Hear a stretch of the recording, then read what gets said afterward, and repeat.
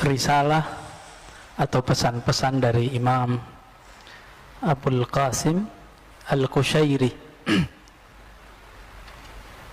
Abul Qasim Abdul Karim bin Hauzan Al-Qushairi, salah satu imam ahli hadis di zamannya, yang semenjak zaman itu sudah terjadi polemik antara kelompok Syafi'iyah, Sufiyah dengan kelompok Hanabilah, ya. Dan kalau terjadi sekarang perseteruan ini dan itu sebenarnya lanjutan dan warisan dari zaman sana, ya. Semoga Allah meridai kita semua, amin rabbal alamin, ya. Mungkin sebagai pembuka ini mohon maaf kepada pengurus masjid, bulan lalu saya ngisi kajian di sini dan ada yang memotong video, saya nggak tahu siapa yang motong, dan itu kemudian jadi fitnah, ya, menjadi penyebab kawan-kawan termasuk yang senang dengan kajian saya ataupun tidak senang bertengkar. Saya minta ampun kepada Allah jika saya menjadi penyebab antum bertengkar, dan saya berharap itu dihentikan. Siap ya, bagi yang bertengkar di dunia sosial media. Jika memang kalam saya salah, saya minta ampun kepada Allah dan saya minta maaf kepada siapapun yang tersinggung. Karena kalau antum perhatikan dari depan, itu tidak ada maksud merendahkan siapapun. Apalagi saya pernah salafi. Saya tidak ada maksud untuk menyinggung salafi. Karena bagi saya kawan-kawan salafi itu mereka proses. Sebagaimana saya juga proses sebelumnya. Maka saya berharap teman-teman tolong dihentikan, ya. Dari hati saya paling dalam saya berharap cukup, ya. Kita diketawain orang, Allahnya sama, tapi kita mengklaim diri kita ini mewakili Allah, ini kan tidak benar. Kami bersanad kepada Rasulullah, akidah kami bersanad, akidah Asy'ariyah kami bersanad. Imam Asy'ari itu bersanad kepada Rasulullah. Imam Asy'ari mengambil ilmunya daripada imam banyak jalur. Jalur pertama dari jalur Imam Ruwaim dan Junaid.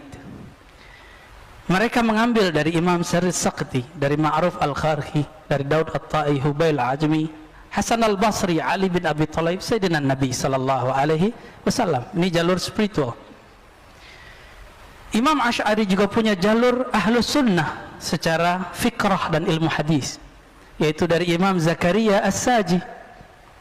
Beliau ngambil dari Imam Muzani, Imam Al-Qarabisi, begitu juga Imam Ahmad. Maka beliau mewarisi ilmu ilal.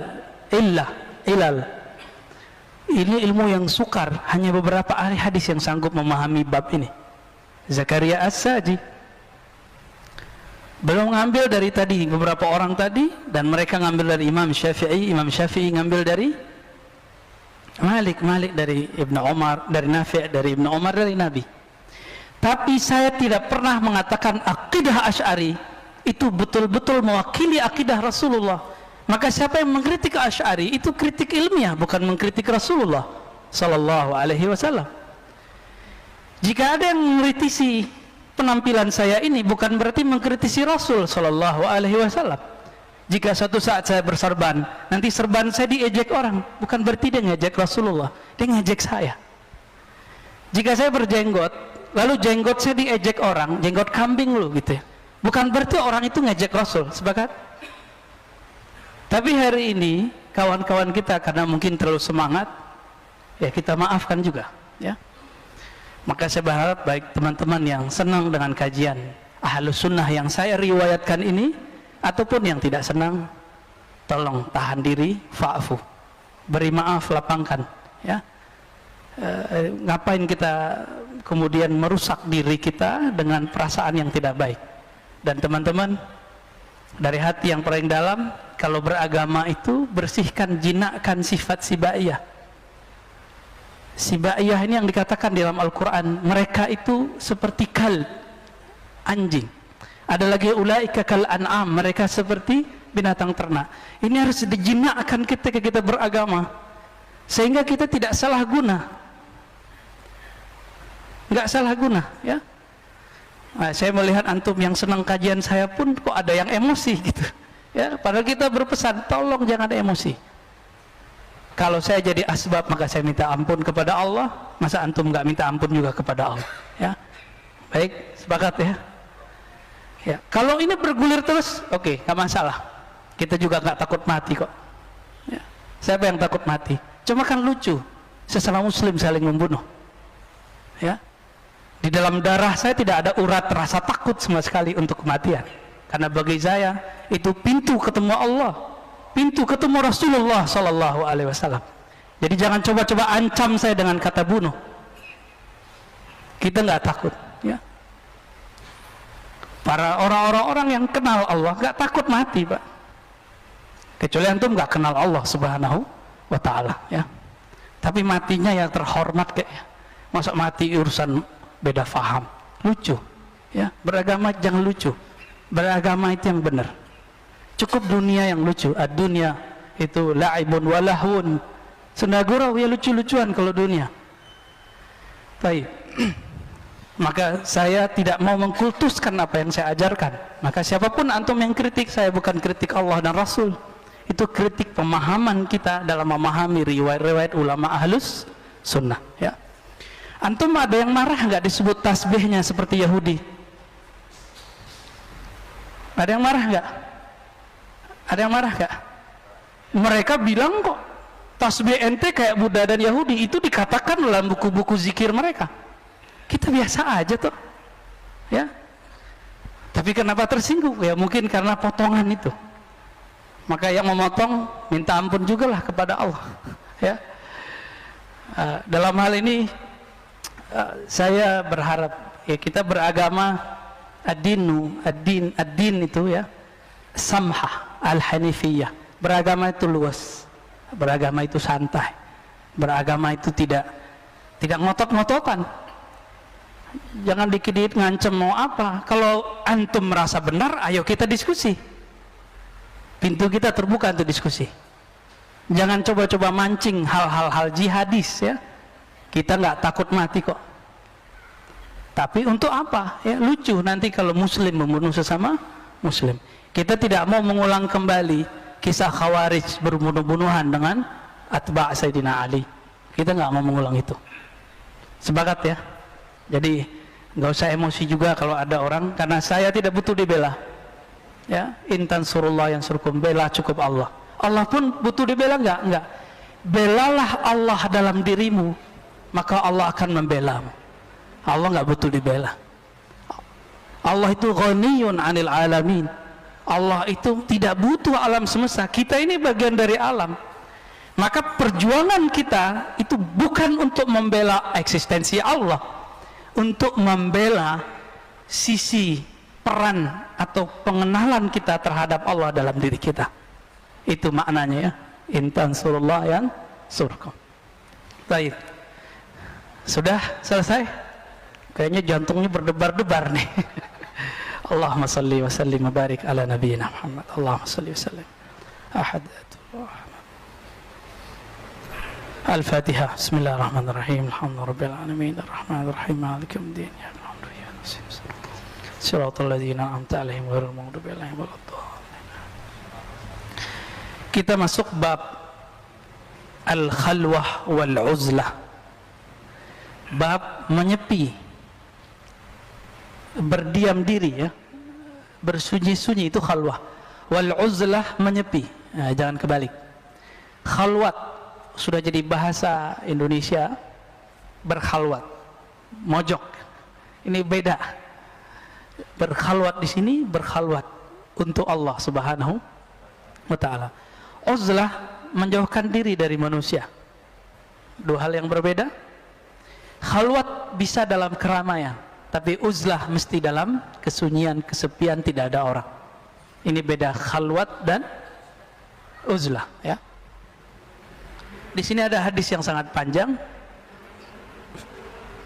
Kata Nabi SAW, maknanya sesuai dengan beberapa hadis di Sahih Muslim. Inna min khairi ma'aishin nas kullihim rajulan akhizan bi'anani farasih fi sabilillah.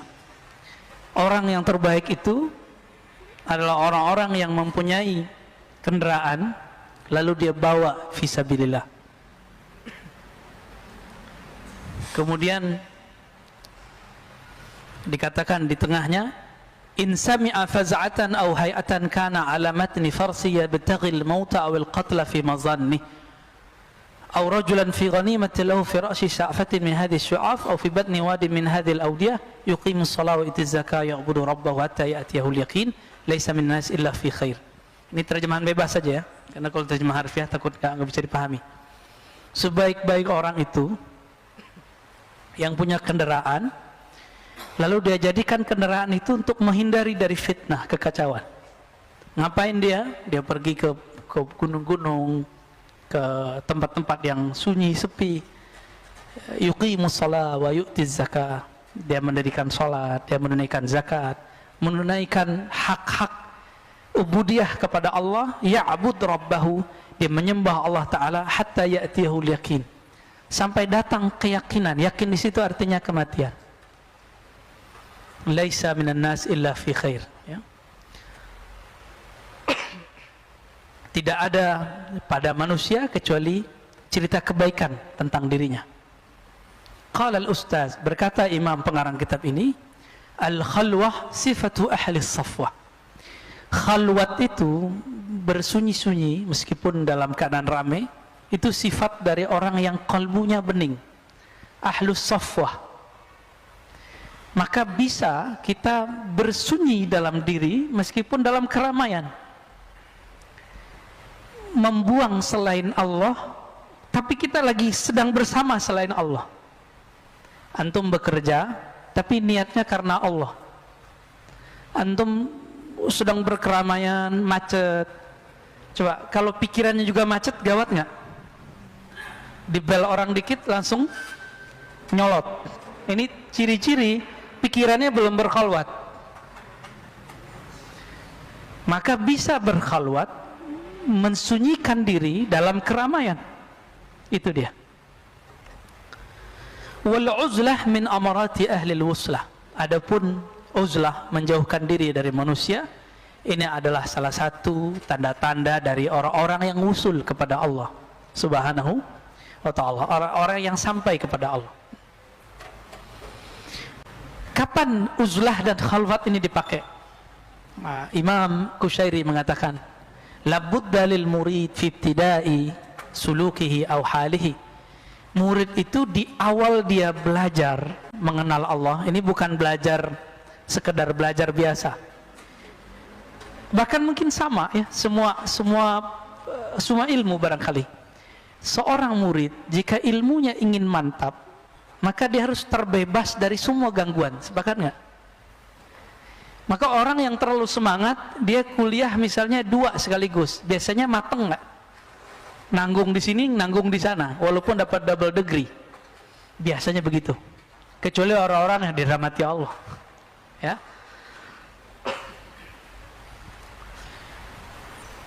Atau misalnya, mohon maaf, antum menikah sambari kuliah, maksimal nggak kuliahnya? Atau menikah sembari nyantri, itu kiainya kira-kira bilang apa? Pulang aja tong, urus binimu gitu. Kira-kira seperti itu. Berat masalah ini. Itu sebabnya Syekh Yasin Al-Fadani, ulama kita tapi lahir di Mekah, Mbah Maimun Zubair itu murid beliau. Syekh Abdul Hamid Ad-Dari di Jakarta Selatan itu murid beliau. Syekh Abdul Razak, Kiai Abdul Razak di Kudingan Mampang itu murid beliau. Ada banyak sekali ya, sangat-sangat banyak. Kalau disebut satu-satu murid beliau itu banyak sekali. Nama gurunya yang tertulis 400, tapi nama muridnya saya nggak bisa hitung berapa ya, 400 ribuan kali ya, wallahu alam. Sangat-sangat banyak ya. Saya berguru kepada murid beliau, Abu Ya Syekh Kiai Haji Ahmad Marwazi. Sekedar setoran baca kitab, dapat ijazah, seakan-akan beliau membaca di depan gurunya, kita mengulang kisah itu kembali. Seperti dulu Imam Bukhari membaca hadis di depan Imam Ahmad, Imam Ishaq, Imam Humaidi. Nah, kita mencoba merawat itu, karena bagi kita mengikuti ulama terdahulu salafus saleh dengan cara menghidupkan tradisi itu. Bukan sekedar ngomong hadis ini Sahih Bukhari, enggak cukup. Itu namanya takhrij hadis. Tapi dengan membaca depan guru, ya. Dulu kita pernah mau buat itu di sini, tapi belum kesampaian, ya. Buat kajian Sahih Bukhari, masing-masing antum punya walaupun PDF, ya. Ya. Pulsa beli terus, rokok beli terus. Tapi giliran kitab Sahih Bukhari enggak punya di rumah. Enggak murid saya kalau enggak punya Sahih Bukhari di rumahnya. Beli Sahih Bukhari walaupun ringkasan, minimal PDF, ya, minimal aplikasi punya lah, ya. Masa nggak punya? Katanya ikut Ahlus Sunnah, ya. Biar setiap hari kita terprogram membaca hadis Nabi Sallallahu Alaihi Wasallam. Malu ke Imam Bukhari. Imam Bukhari itu ngejar satu hadis bisa 5 bulan, 1400-an kilometer.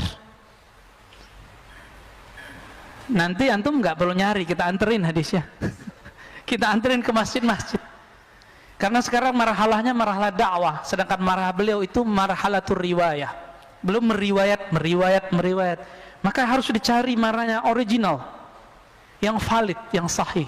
Sekarang kita tinggal menikmati supaya pemahaman kita valid, aman, tidak dimasuki oleh hawa nafsu. Maka kita riwayatkan pemahaman itu dari guru kita. Itu disebut dengan sanad ijazah. Maka zaman ini bukan sunnat bersanad, wajib.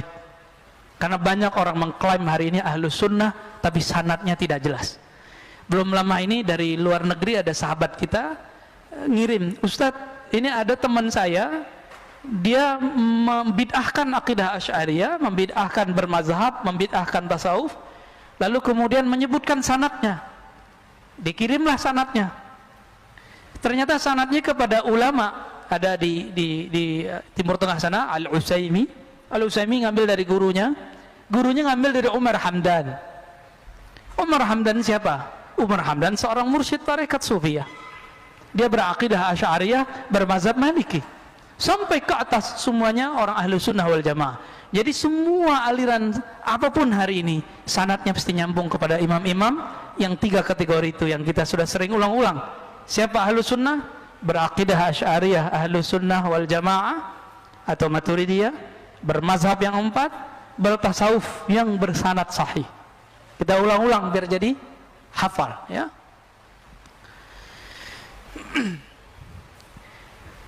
Ketika seseorang belajar lalu ada pikirannya pecah, bisa konsentrasi nggak? Maka Maulana Syekh Yasin Al-Fadani itu telat menikah. Untungnya Allah panjangkan umurnya, maka beliau bisa merawat anak-anaknya plus murid-muridnya. Umurnya panjang lah. Karena nggak bisa lepas dari handphone, maka kita harus memanage anak pakai handphone. Sehingga dia larang nggak haram, ya. Kayak gini nih contohnya kan, yang nggak dilarang, tapi harus pinter-pinter mainnya, ya. Kadang-kadang anaknya dilarang main handphone, dia main handphone depan anaknya. Sama aja, sama kayak ngelarang anak ngerokok, kita ngerokok depan anak. Bohong itu namanya. Baik. Apalagi belajar ilmu kerohanian, ilmu ma'rifatullah. Jadi minimal kalau antum nyantrinya nyantri muakkad. Jadi nyantri itu ada 2 sekarang. Nyantri muqayyad, muakkad. Ada yang muqayyad itu sudah terikat di satu institusi. Nggak mungkin di umur-umur begini udah susah, ya. Benar. Maka sekarang santri namanya santri muakkad, temporal, 2 jam aja, 1 jam aja, mulai maghrib sampai isya, lumayan. Kan jalannya ini yang Allah lihat. Antum itu datang ke sini kena macet, kena hujan, ini yang dilihat oleh Allah. Itu yang dilihat oleh Allah. Maka rasakan getaran-getarannya kalau kita ikhlas lagi jalan.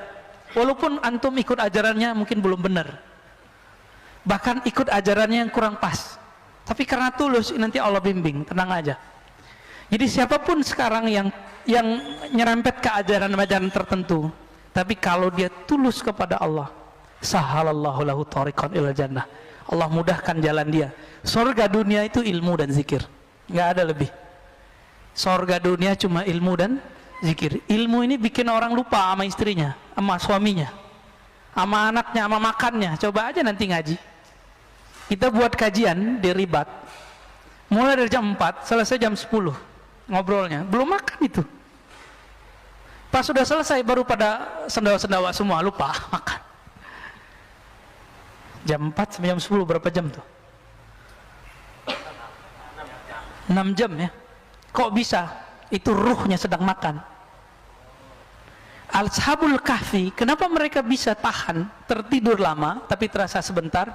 Karena mereka tidur dengan Allah Subhanahu wa taala yang memberi nutrisi rohani kepada kalbu mereka.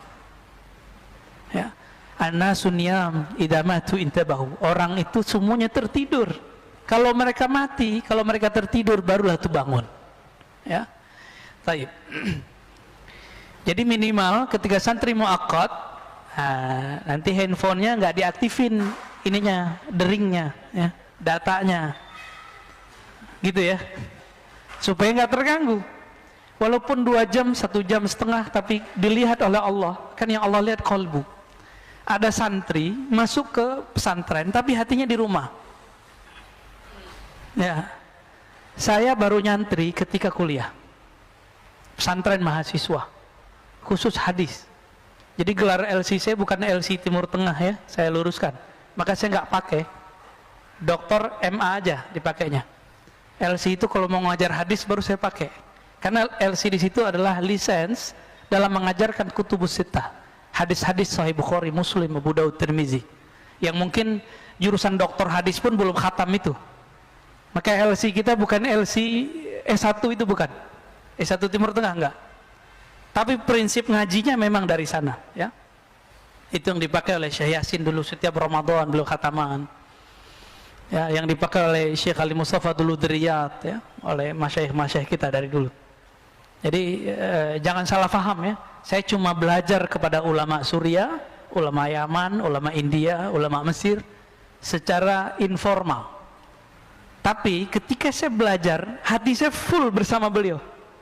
Maka setiap gerak-gerik beliau itu selama dari 2006, 2007, 2008 itu saya nggak bisa menghilangkan dari memori pikiran ini.